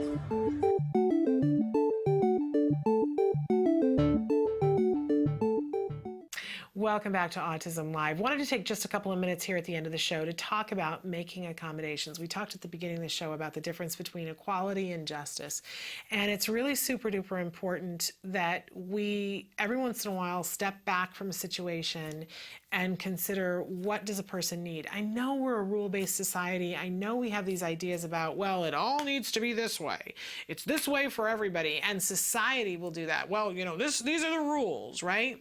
I don't love that, because it's not one size fits all ever. And I didn't love it even before I had a child with autism. It's like, no, there are things happening and we should treat people like human beings and understand that they're all different. And especially when we have people who are on the autism spectrum, they're functioning on a different set of rules than we are. And when we force them to function on our set of rules, sometimes it's a misjustice. I love, isn't it Albert Einstein who says that, what's the quote about a fish? What's the quote about a fish? Do you know what I'm talking about, Kelby? That if we need to teach people in different ways, because if a fish is taught his whole life that he needs to be able to climb a tree, then we miss out on what a fish can do. If you judge a fish by its ability to climb a tree, it will live its whole life thinking it's stupid. So, our kids are working, thank you so much, Kelby, for that. Our kids are working under a different structure. Early on, when my son was diagnosed with autism, I remember saying to a good OT, I wish I knew what it was like to be him. And she said, oh, do you want to know what, and this was just for my child, I'm not saying this is right for every child. She said, if you want to know what it's like to be him, turn all the lights up really bright and have them flickering constantly. Put on some big gloves, big heavy gloves, and put on glasses that show you what's happening way back here, and have every noise in the room turned way up, and then try to focus on something with all of that going on. And I thought, whoa, that does not sound like a fun existence. And no wonder why my voice has to work its way through all of that stuff before he hears me. With time, my son's brain is being taught how to be able to dim the lights and how to turn down the noise and how to not pay attention. He literally can see, I can't see my hands right now. I have no peripheral vision, but he can see things. I can hold up 2 fingers back here and he can see it. His peripheral vision is crazy. However, he has a hard time seeing something that's directly in front of him. That's really hard for him visually. His eyes start to shake if he has to look at something right in front of him. So he would always pick things up and look at them this way because that was the way that he could see it. So, what do we do when people, and again, he's an individual, that doesn't mean that you or your child have those considerations, but we all have different considerations, right? And we make concessions for people, or at least we should. When I see an elderly person who's trying to walk up a staircase and I'm walking behind them, I try to be cognizant of the fact that I need to not be like, are you gonna hurry? Could you move to the side? I wanna get past you, right? I see lots of people who do that thing when it's an elderly person, and I think in my head, oh, that's gonna catch up with you, because one day you're gonna be the elderly person walking up that staircase. And I think it all comes down to perspective taking. We need to teach perspective taking, not just to individuals who are on the autism spectrum. We need to teach it to ourselves and everybody else. So as we talk about making accommodations, it's important to know what accommodation is going to be important for this individual. I think that we're going to get a lot of help from Kara tomorrow, Kara Kaczynski, the Pocket OT.